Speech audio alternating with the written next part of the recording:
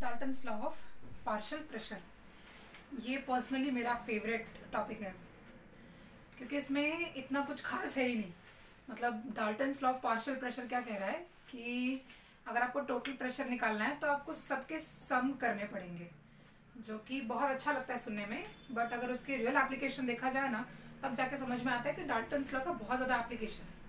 So Dalton's law of partial pressure simply explains that the total vapor pressure in any container is actually equivalent to the sum of partial vapor pressures of every individual.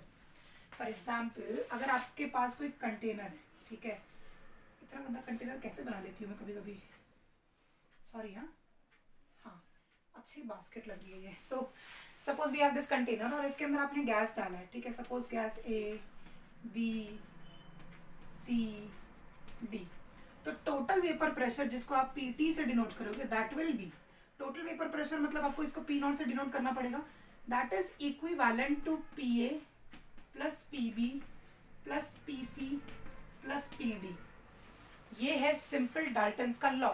Total vapour pressure is equivalent to the partial vapor pressures of the particular what we can say gases।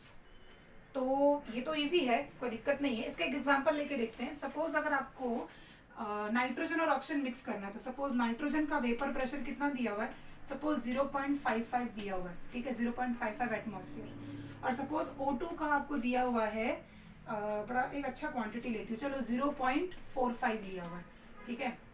देखो equation easy करने के लिए मैं क्या क्या value ले सकती हूँ।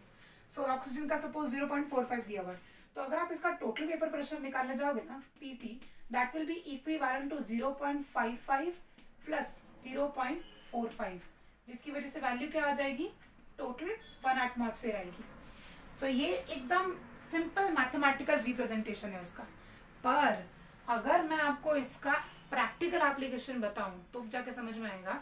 So when we are moving in high altitudes में जब वो एवरेस्ट क्लाइंबिंग आजकल बड़ा फैशन बन गया है, फैशन स्टेटमेंट है ये।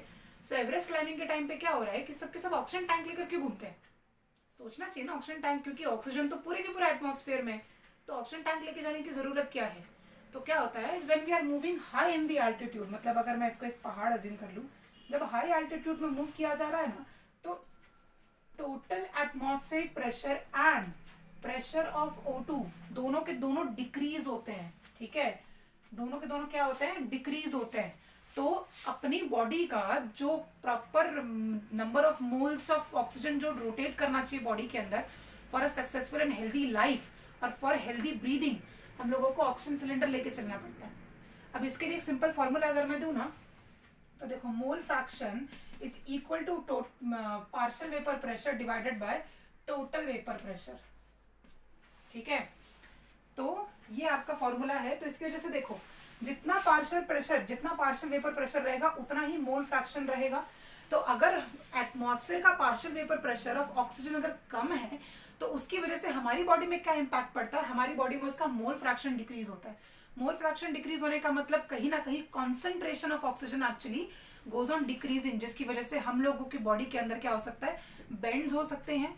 चलो बेंड से एक अलग कंसेप्ट हो जाते हैं। अदर देन दैट अगर मैं बात करूं तो लैक ऑफ ऑक्सीजन की वजह से कभी कभी क्या होता है ना, lungs literally like lack of breathing की वजह से बॉडी बहुत जल्दी थक जाती है, या फिर कुछ लोगों को ऑक्सीजन की कमी की वजह से नोज ब्लीडिंग होती है, या फिर बहुत सारी प्रॉब्लम्स हो सकती हैं।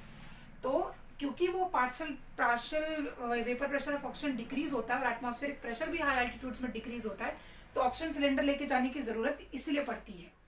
तो आप क्या कर सकते हैं, वहां पर आप क्या कर पाते हैं, हम उसका पार्शियल वेपर प्रेशर मेंटेन कर पाते हैं ऑक्सीजन का, जिसकी वजह से हमारी बॉडी में उसका मोल फ्रैक्शन मेंटेन रहता है, जिसकी वजह से ऊपर चढ़ना काफी इजी रहता है, ठीक है, एंड नोबडी एक्चुअली डाइज अगर उसके पास ऑक्सीजन सिलेंडर रहा एंड प्रॉपर गाइडेंस रही तो। सो केमिस्ट्री हर जगह है। तो Dalton's law of partial pressure इतना ही।